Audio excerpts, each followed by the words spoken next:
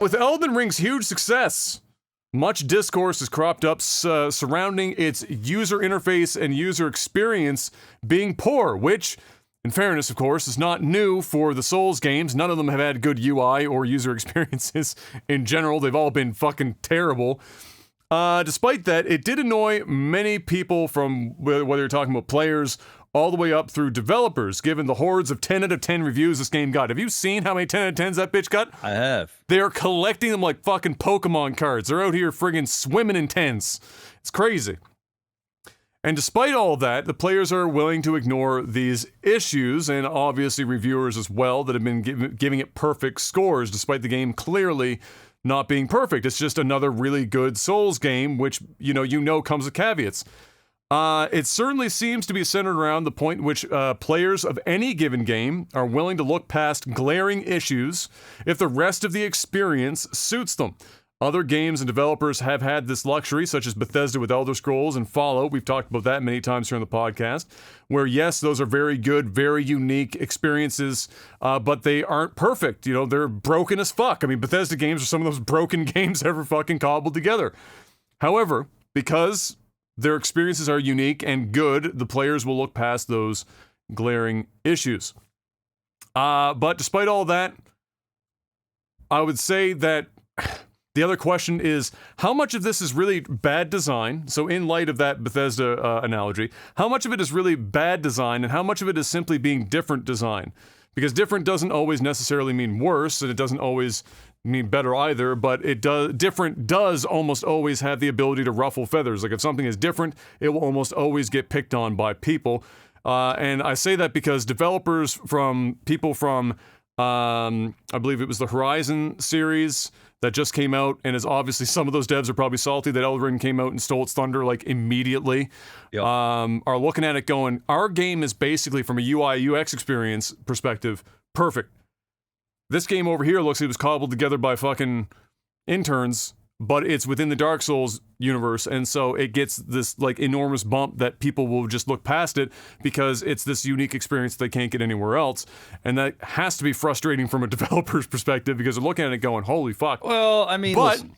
And that's what I'm saying. That's why I'll let you talk. Yeah, and that's why I mentioned at the end there. Is it really bad UI UX, or is it just different? Because there is a difference between those two things. How do you feel about that, Mr. Black? I'm not sure if it's bad or good. I think it's functional, and it's like it's like a chick. We got a really attractive woman. Okay. Right. Okay. She's a dime piece. Okay. She's beautiful. Mm-hmm.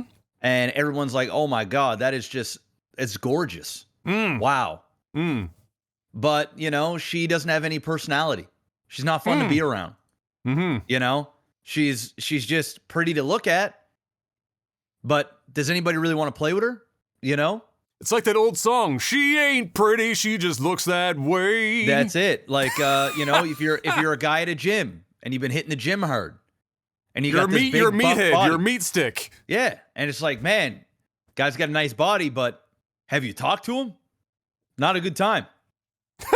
I think that's what we're seeing here. By the sounds of it, I mean, I haven't played it yet. I have Elden Ring. It's installed, ready to go.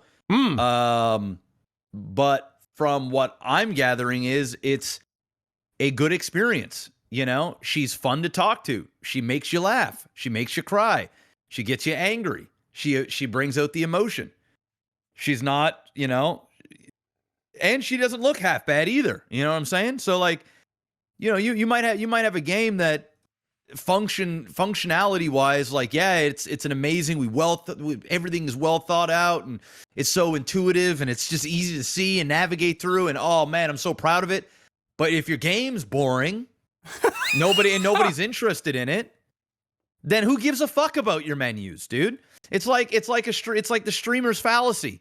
You spend all the time in the world making your stream look good, but if you suck ass as a streamer, no one gives a fuck. No one cares. Oh, you got some nice menus? Good job. It's like going into somebody's room and you see some really gorgeous wire management, But everything that's hooked up is dog shit. Can't play the games you want to play. It's like, man, this is fucking pretty, but I can't play Elden Ring on this bitch. Or you can walk into my room and you see fucking cords all down here in the bottom, but I'm gaming right away. My shit works. Do you see where I'm going with this? Absolutely. Absolutely. I mean, there's somebody mentioned this, you know, when it comes to the Horizon guys specifically, and I don't want to like say that it was like every fucking developer on the Horizon team. There's one motherfucker out here saying the shit, and of course that's gonna make everyone look at it as if the whole development house was like cringing at Elden Ring.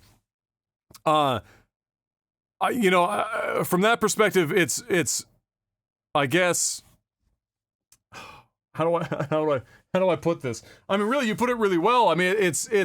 I saw somebody mention this. This is what I was going to say. I saw somebody mention that Horizon is kind of like a Marvel movie, where like as an experience you go to it, and this is kind of inverse because people enjoy a Marvel movie, but you'll hopefully see where they were going with it. You go to it, it's formulaic.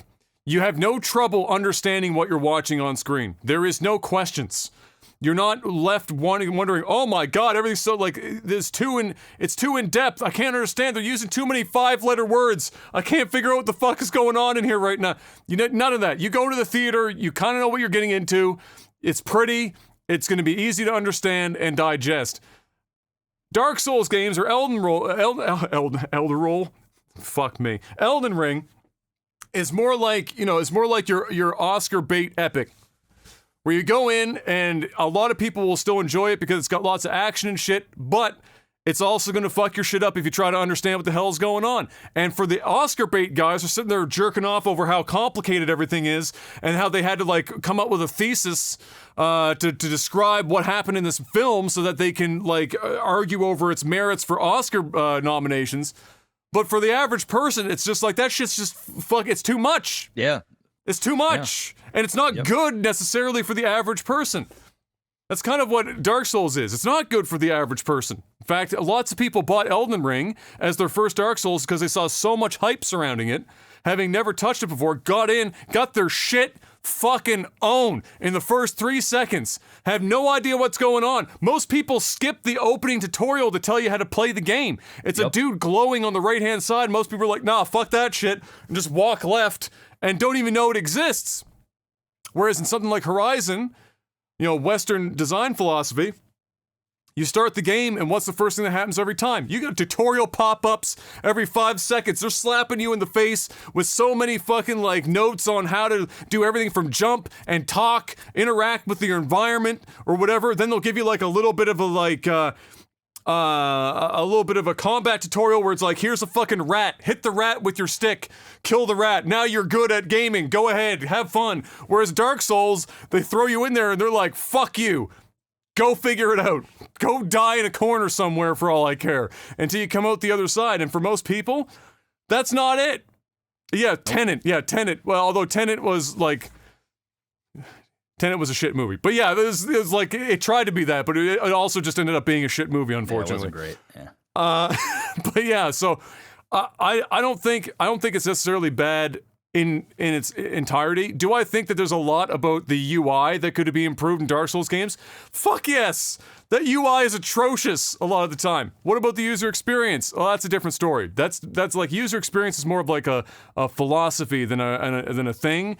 And in Western game design philosophy, a lot of shit is handed to you on a platter and spelled out for you directly. Or even if it's spelled out for you indirectly, it's done in a really calculated, fancy way. And with Dark Souls, they don't give a fuck about any of that. Those guys go in there and they're like, all right, we want this big badass world. We're going to build all these amazing, like, crazy ass bosses, plant them in random places and call it a fucking day. And people love that shit. That thing peaked at 1 million people concurrent on Steam. Talk about the polar opposite of Babylon's Fall. Fucking literally the polar opposite end, from 450 people on one end, over 1 million on the other. And on Twitch, it was like 1 million people watching. So you had 1 million people concurrent playing, 1 million people concurrent watching, and that's just on 2 platforms. Can you imagine how big that is? And it also points out to just how how much now Dark Souls games are starting to break into like what you'd consider mainstream now. More people are playing it, whereas before it was like a clout thing that 4 people played. Like, oh yeah, I beat Dark Souls. And then streaming, like I think I made the argument once that Dark Souls wouldn't really be what it is now if Twitch didn't exist. Or like YouTube gaming. Oh, it wouldn't be. No, it wouldn't right? be. Because it was a clout chasing game, and now it's like everyone's like, oh yeah, Dark Souls is so hard and I beat it. Now Elden Ring is here and I'm beating Elden Ring. And you know what? I'm gonna be playing it too. If I can get to the point of playing it without spoiling, if people on Twitter could calm the fuck down with posting every fucking like shitty clip of their gameplay on Twitter every 5 seconds, naming bosses and everything else, that'd be cool. If I could like fucking avoid that. And I tried to block Elden Ring, but then you realize that they don't always say Elden Ring. They'll put like a boss name in and just like post a video. You're like, fuck, okay, great. Well, there you go. So by the time I get around to playing this bitch, I'm already gonna know half the game. I gotta stop that shit. When do you plan on playing some Elden Ring? Soon. Probably by Monday. By Monday, I'll start. I know nothing. I've watched zero, and I am going to be salty that I can't watch you play that because I won't have started it myself. I'm gonna have to wait and go back to the VODs and experience it in a not live format, or at least like hopefully play some and then like maybe get to watch a little bit of that live, because it is a fun thing to watch. It's like one of those things where you're like, yeah. You know, I got through this. How does this person handle it? And Yep. It's kind of a fun thing to watch. They already speedrun it, by the way. We talked about that. Somebody already beat it in under an hour. Wow. Great. This game's been out 2 weeks. Motherfuckers out here beating it in under an hour. Fuck you guys. Making us look bad.